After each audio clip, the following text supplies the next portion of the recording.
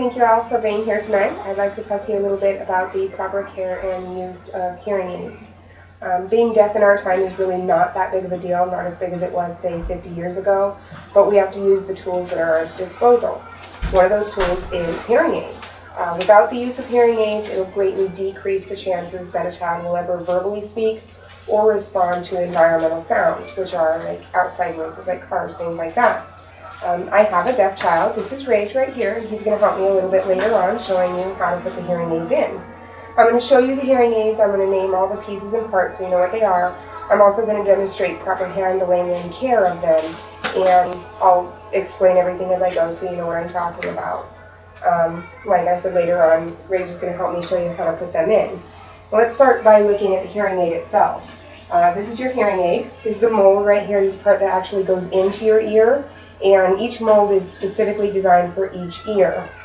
There's the tubing on this, which actually comes off so you can clean it. I'm not going to take it off right now because it does take a long time to get put back on. There's also the base of the hearing aid right here. This is where all the electronics are on it. There's also a volume switch and a power switch, which on these ones are disabled because he is so young. There's also the battery casing on here. You can see inside there, there's a little diagram that shows you how to put the battery in properly. You go ahead and slide it in, go like that, and that's how you turn this hearing aid on. Now there's the microphone and the speaker. Now that's how it picks up the sound, and then it feeds the sound into your ear. And you can hear that sound that's called feedback, or what I like to call whistling, and I'll go into that a little bit deeper later on. There's the storage and handling of the hearing aids.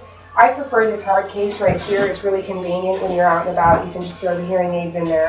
I can drop it in my purse. I don't have to worry about it getting damaged or makeup spilling on it, things like that. It's also very important to keep these out of extreme temperatures and away from humidity and water, because these are electronics in here. Extreme temperatures or water or humidity can get in there and it'll damage the electronics. And these are really expensive little pieces. You don't want to have to replace them. If you can't replace them, then your child just has to go without them, and that's not really good either. So it's important to clean the hearing molds also before you put them in. You want to make sure that it's not got a bunch of earwax in there that's going to clog up the speaker, and he's not going to be able to hear it as well as he normally would. And you can usually just squeeze it out right there with a piece of toilet paper. If it's really bad, you can get a Q-tip and clean inside of it. You don't ever want to blow inside there because it is a speaker and a microphone. If you blow inside of it, you're going to blow the speaker, and that's going to damage the hearing aid. Now, I've also got the battery tester right here. I want to show you a good test on a battery versus a bad test. Now, you always want the hearing aid batteries to test really good, up by 80%. You can see this one. It's kind of hard to see here a little bit, but it's down by 65%. If you use that battery, it's not going to pick up the sound properly, and it's not going to work right for him. So this is a good test on a battery right here. That goes all the way up to 100%. This is a new battery. You want to use that one when you're putting it in. Now, I'm going to go ahead and show you the proper installation of a hearing aid mold. Usually what you want to do is go ahead and lubricate these. I usually use a little bit of just spit on it. I know that's kind of gross, but if you don't put that on there, then it can irritate him when you're putting it in. They make special lubrications that you can put on these so that it doesn't damage it, but they're kind of pricey as well. Now, there's a little red dot on the bottom of this one. That means it goes to the right. The other one has a blue dot. Right is for the right ear, because it was specifically designed there. You just grab his little ear, go ahead and line it up right, and the ear is kind of pliable. He's not hurt by it at all, really. You just go ahead and push it in, flop it back over.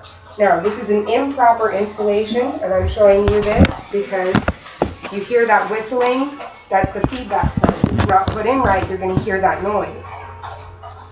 You're just going to go ahead and wiggle your finger around there, get it slid in a little bit tighter, and, well, you have your proper hearing aid installation. Now I just want to quickly review over that. Hearing aids are very helpful to small children. It can help them learn to speak verbally and respond to environmental sounds, such as a car that's coming towards them.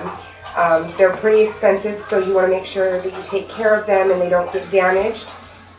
Using special tips that I taught you. It's really easy to take care of them, but you just have to remember proper care and handling. Don't let them get wet, no extreme temperatures, and make sure they get put in properly, and that will help your child succeed.